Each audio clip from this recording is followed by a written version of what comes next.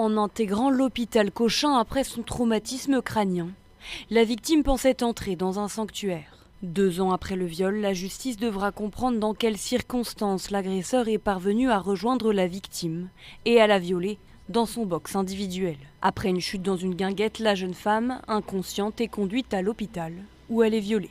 Les parties civiles dénoncent une préméditation du crime. Cette personne avait une proie. Cette personne a simulé un coma éthylique pour se rendre à l'hôpital Cochin pour trouver la victime telle une proie et il l'a violée à 2 reprises. Ce que dément l'avocat de l'accusé. Alors il a été transporté par les pompiers parce que lui-même se trouvait en état d'ébriété avancé et que lui-même avait besoin d'une intervention des sapeurs-pompiers.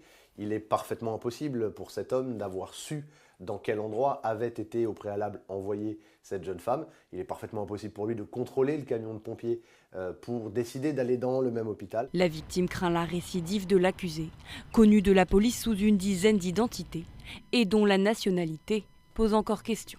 Quel pays acceptera cette personne condamnée pour viol?